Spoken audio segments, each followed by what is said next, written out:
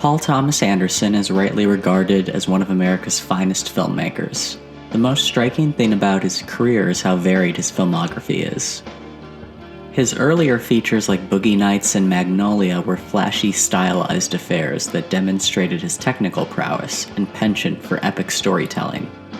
Inspired by Robert Altman, his early pictures took a mosaic approach to narrative. They featured ensemble casts comprised of young, talented actors on the rise. This is in stark contrast to his later filmography of films like Punch Drunk Love, There'll Be Blood, and The Master.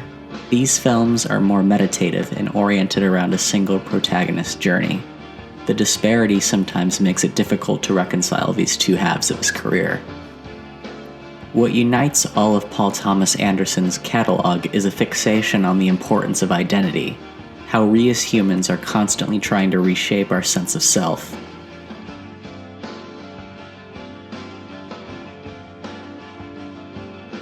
Anderson usually first explores the concept of identity by focusing on how much his characters' personalities are informed by their family, either biological or made up. Even his long-term cinematographer Robert Elswit said, Paul's movies are about really one thing, families. They're about somebody trying to create a family, find a family, get rid of the ones they have, or create a new one. Early on, we are usually introduced to a protagonist or character who comes from a dysfunctional family that is either abusive or falling apart. Instead of being supported or having their dreams propped up by their biological relatives, they are belittled. I'm calling you gay, boy, and you got so mad. Oh, you gay now? I don't know. I don't know. Or ridiculed for their ambitions. I know, I'll do something. You can't do anything. You're a loser. Oftentimes, they're stuck in arrested development and behave like children. This can be seen with Barry in Punch Drunk Love or William H. Macy's child prodigy character in Magnolia, forever attached to their pasts. Or they tend to wander through life aimlessly, lashing out against the world and taking out their troublesome childhood out on anybody who runs into them. Like Joaquin Phoenix's character Freddy in The Master, who joins the military as a way to escape his troubled trauma. He is ruled by his primal vices and almost has a death wish. Furthermore, Anderson commonly critiques the ways traditional family gender roles limit our potential and box us into positions we'd rather not be in. Fathers in his filmography range from being ineffectual, weak doormats to monstrous, tyrannical men who exploit their children. Both types struggle to live up to the ideal standards of what society deems to be an ideal father. In the end, they are plagued with regret, become estranged from their children. Mothers in his film are entirely absent almost. We often never see them, or they are long gone, as is the case with John, H.W., and Freddy. Where's your mother? Bloody dead. Family history provides a blueprint for how to live your life. We often either try to emulate our parental figures or vow to never become like them. Damaged and ashamed of their origins, they live in a state of denial of who they really are and where they really come from. Either downplaying the importance of their upbringing. Facing the past is an important way of not making progress. This is something I tell my men over and over and over. Or having their facade crumble when the emotional scars of their past are brought up. As a result, these individuals are lost and lack any cohesive identity when we first meet them.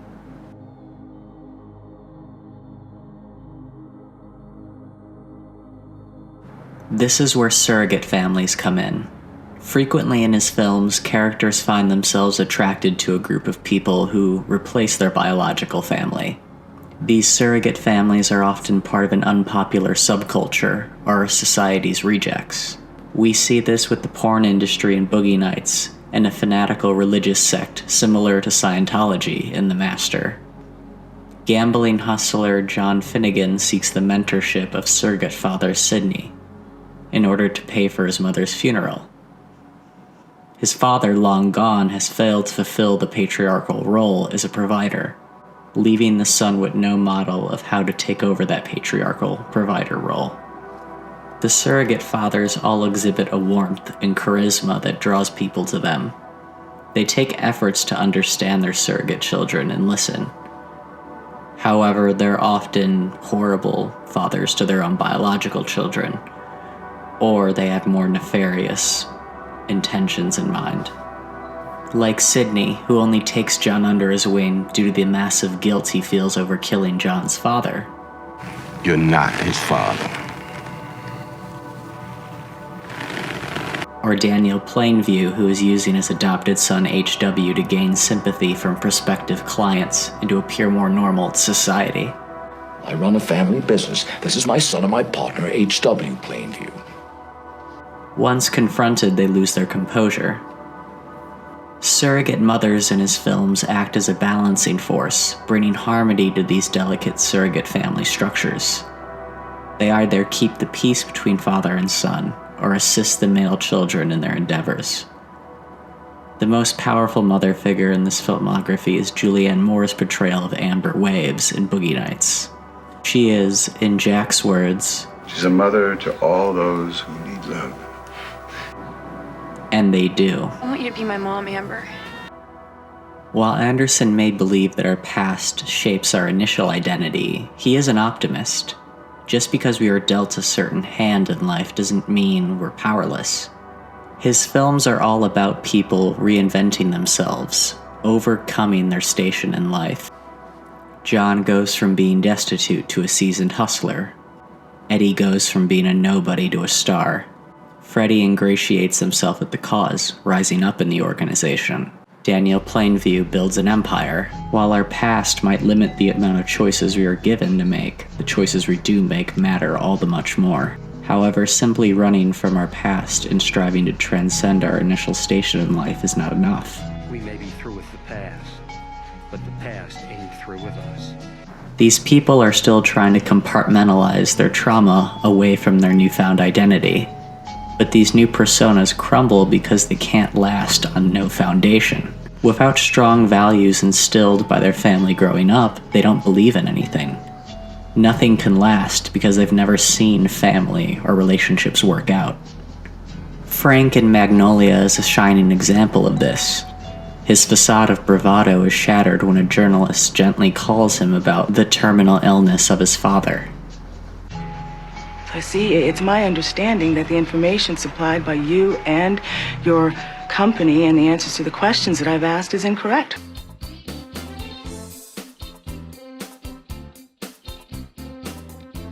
After running away from their family history and failing to reinvent themselves, the last factor that determines whether or not these people will find themselves and come to peace with who they are is their capacity for empathy and willingness to forgive those who have wronged them. Characters like Barry and Reynolds Woodcock learn to live with their past trauma and accept it. They are free to start their own family units. Others like Freddie and Donnie will forever be defined by their hectic childhoods. A student of director Jonathan Demme, they both have a deep sense of empathy for their characters and never mock their attempts to find meaning or happiness. They never judge their characters too harshly and accept them for who they are. Anderson and Demme also exhibit an empathy for their characters by utilizing many close-ups to communicate their inner emotions more viscerally.